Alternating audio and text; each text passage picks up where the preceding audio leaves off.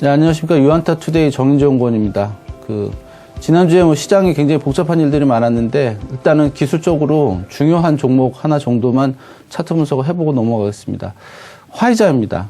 지난 주 초에 임상 상장 중간 결과가 양호하게 나왔다고 발표가 돼가지고 시장이 급등을 했고, 이 종목도 상승을 했습니다. 근데 주봉으로 이제 장기 차트를 보시면, 그렇습니다. 지금 2019년부터 사실은 얘가 이제 하락 추세를 이렇게 그리고 있었습니다. 근데 지난주에 이렇게 급등을 하면서 주 초에 굉장히 상승을 했죠. 42달러 수준이라고 이전에 고점 때, 최고 고점은 43달러지만 그 수준에서 시작을 해서 주중에 계속 이렇게 하락을 했습니다. 그래서 이게 처음에는 이제 삼성에 대한 기대감이 굉장히 높았는데, 여러 가지 해결해야 될 문제들이 있다, 이런 얘기들이 나오면서 상승폭을 줄였지만, 큰 그림으로 보면 이렇게 이미 하락 추세선을 작년 올해 7, 8월부터 돌파 시도를 했고, 주봉상 장기 평선들이 모였고, 돌파한 상황이라서 이렇게 되면서 이렇게 새로운 시세가 날 가능성이 상당히 높아진 상황이거든요. 그래서 사실 화이자에 대한 기대감은 상당히 유효하다. 그리고 장기적으로 이제 차트상으로 보더라도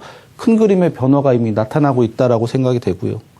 일봉으로 보시면은 주초에 이렇게 시가에 쫙 오르고 나서 계속 빠졌습니다. 근데 보시면 이제 38달러 수준의 이전 고점 때 여기서 지지가 나왔었고요.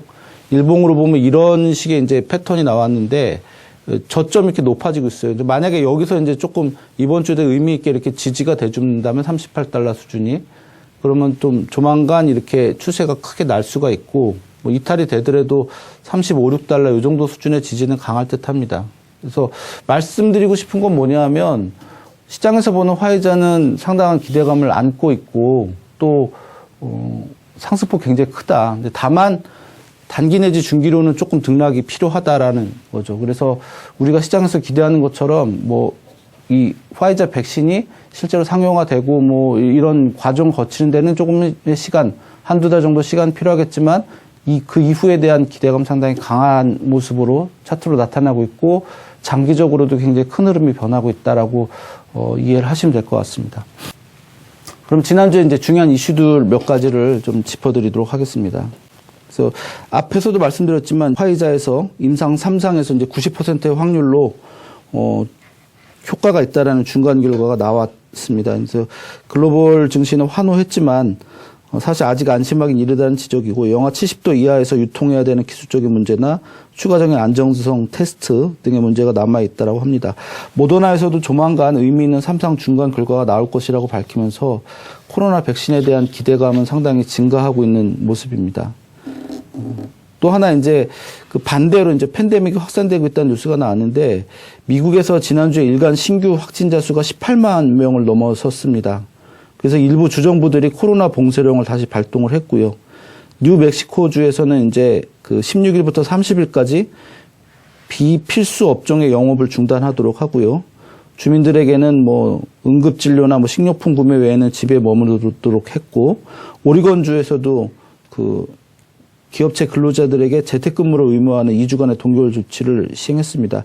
그 전에 바이든 당선자 자문단에서 4에서 6주간의 미국 전체적인 봉쇄를 예상하고 있다, 이런 말이 나왔는데, 또 그 이후에 다른 인수위원회 관계자는 또 그렇지는 않다, 당선자의 생각은 다르다, 이렇게 얘기가 나왔었고요. 어쨌든 부분적으로는 봉쇄령에 들어간 부분이라서 사실 이 부분에 시장에서 굉장히 좀 우려스러워할 만한 부분이긴 합니다.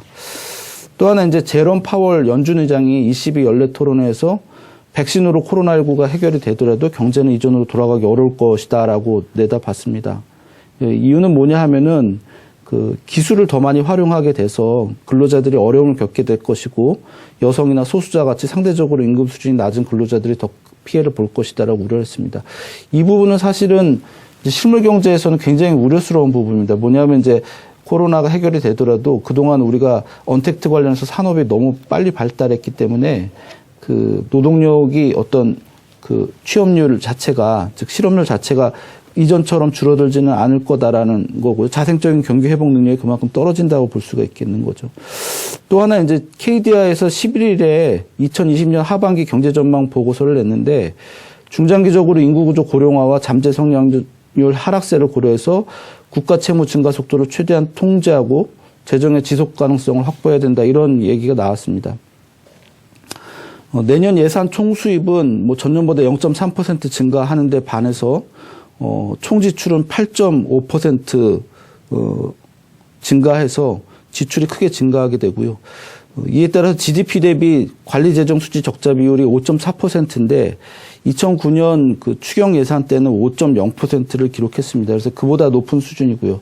지금 우리가 팬데믹 이후로 걱정하고 있는 게 크게 두 가지인데 하나는 실업률이 정상화되지 않을 수도 있다라는 거죠. 아까 말씀드렸듯이 언택트 산업이 그동안 빠르게 발전했기 때문에 또 하나는 이 재정 수지 적자에 대한 문제를 어떻게 해결할 것이냐. 그럼 다시 증세를 통해서 세금을 걷어들이게 되면 다시 그것이 어떤 경기 침체의 우려감, 침체의 원인이 될 수도 있다라는 그런 우려감이 있습니다. 사실 그래서 팬데믹 이후의 상황에 대해서 우려하는 거는 크게 두 가지 정도인데 연준 의장이랑 KDI에서 그런 얘기들이 지난주에 좀 나와 있었고요. 경제 지표에 대해서 좀 말씀드리겠습니다. 지난주 이제 12일 날 소비자 물가 지수를 발표했는데 YY로 1.2%, MOM으로 이제 0.1%인데 예상치보다는 조금씩 하회하는 모습 보였습니다. 연준에서 이제 목표 물가가 2%입니다. 아직 한참 아래죠. 이 올라가줘야지 경기 회복이 좀 어느 정도 됐다는 뜻인데 좀 아직까지도 많이 남았다라고 말씀드릴 수 있겠고요. 그다음에 신규 실업 수당 청구 건수가 70만 9천 건을 기록했습니다. 73만 건 정도가 예상이었는데요. 줄어든 거는 좋은데 이 앞에 보시면은 이전에 어땠죠? 20만 건 정도가 보통 안팎으로 움직였는데 아직까지도 굉장히 높은 수준이죠. 그래서 물론 지금 코로나 팬데믹이 다시 번지고 있기 때문에 단기적으로 뭐 크게 줄어들 수는 없겠지만 이후에 이게 이 정도까지 줄어들어야 된다라는 말씀 드리고 싶고요. 17일에는 미국의 이제 소매 판매, 10월 소매 판매가 발표가 됩니다.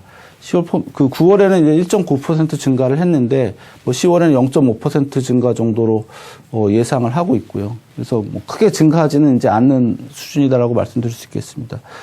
17일에는 그리고 산업활동 동향, 그러니까 산업생산이랑 설비 가동률 지표가 발표가 되는데, 지난달에는 이제 9월에는 71.5%였고, 산업생산 증가율은 MOM으로 9월에 0.63%였습니다.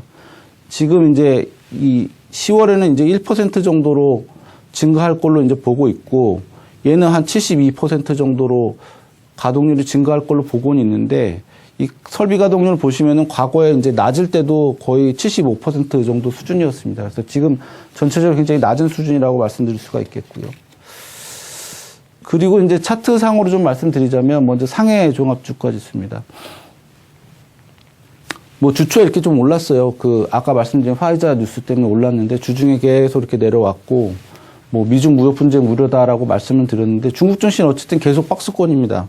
지금 121선을 다행히 이탈하지 않아서 아직까지는 뭐 상승세가 이어질 가능성이 있는데 상대적으로 어쨌든 취약한 상황이고요. 61선 위에서 이런 모양이 나와줘야 됩니다. 그러니까 앞으로 이 박스 상단을 단기간 돌파 못하더라도 이런 모양이 나와줘야 이후에 이제 좀 치고 나갈 수 있다라는 얘기를 할 수가 있는데 만약에 121선까지 이탈하게 되면 바로 하락은 아니더라도 어쨌든 좀 기간 중에 계속 이어질 가능성이 좀 있다라고 말씀드릴 수 있고요. 나스닥 종합지수입니다. 제가 뭐 지난주에는 뭐 이 저항에 도달했다고 말씀드렸었는데 화이자 이슈로 주초에 이렇게 올랐다가 다시 이렇게 되돌렸어요. 긍정적인 부분은 여기 뭐 31선, 15일선 여기 정도에서 지지 확인했다는 겁니다. 그래서 이번 주에도 사실은 요 저항 돌파 시도가 있겠지만 만약에 얘가 어쨌든 요 61선 위쪽에서 이렇게 놀아주면 상당히 긍정적으로 보실 수 있습니다. 그래서 지금 이제 어쨌든 얘가 61선을 계속 하회하는 이렇게 횡보를 보이다가 뭐 31선 위쪽에서 이렇게 지지가 돼준다면 시장이 강화되는 거기 때문에 이 부분은 좀 잘 보시면 될 것 같고요. 코스피도 마찬가지입니다. 코스피도 박스 상단을 이렇게 돌파를 했습니다. 크게 보시면 이제 2,500포인트도 저항이라고 보실 수 있는데 어쨌든 이 8월 고점 돌파한 거는 상당히 의미가 있는 흐름이라 볼 수 있겠고요. 7선에서 뭐 지지도 되고 있고 그래서 아주 좋다라고 보입니다. 근데 다만 이제 이 박스 상단선을 다시 이탈하게 되면 어쨌든 그러면은 이제 이렇게 되는 그림은 이건 좀 아닌 것 같고요. 이탈을 하게 되면 여기서 이제 횡보를 하다가 다시 상승으로 진행되는 그런 그림을 이제 보실 수가 있겠고 만약에 이렇게 뚫고 나가면 한 한 2,600포인트 그 정도를 이제 중기적으로 좀 목표로 보실 수 있을 것 같습니다. 이번 주에는 어쨌든 코스피가 2,458 정도 되는데요. 8월 고점대가 좀 잘 지지가 돼주느냐, 그것만 좀 잘 보시면 될 것 같습니다. 코스닥 같은 경우는 상대적으로 부진하죠. 부진한데 그래서 제가 이 하락 채널에 도달해서 지난주에도 여기가 저항입니다 이렇게 말씀을 드렸지만 별로 안 밀렸어요. 저항 넘지 못했지만 계속 안 밀리면서 저가 매수가 들어왔기 때문에 이것도 의외로 이렇게 치고 나갈 가능성이 상당히 있습니다. 물론 이제 880포인트나 이제 900포인트 여기다 저항이 돼서 한꺼번에 이렇게 나가는 거는 조금 이건 아닌 것 같은데 어쨌든 요 61선 위쪽에서 놀아주면 상당히 의미 있는 이제 상승 추세로 진행될 가능성이 있다라고 좀 말씀드릴 수가 있겠고요. 그래서 이번 주에 이제 글로벌 증시는 전체적으로 보시면은 굉장히 좀 강한 상황이고 여기서 조금 더 밀린다 하더라도 그렇게 나쁘게 볼 필요는 없는 상황이다라고 생각됩니다. 중국 같은 경우가 약간 좀 부진한 상황이고 코스닥은 원래 연말에 좀 시장이 좀 약함에도 불구하고 상대적으로 좀 과거에 비해서 좀 견조한 모습이다라고 생각됩니다. 지난주에 말씀드린 것처럼 댓글에 관심 종목 남겨주시면 기술적 분석을 해드리도록 하겠습니다. 고객님들과 커뮤니케이션을 하면서 좀 더 재밌게 방송을 이끌어갔으면 하고요.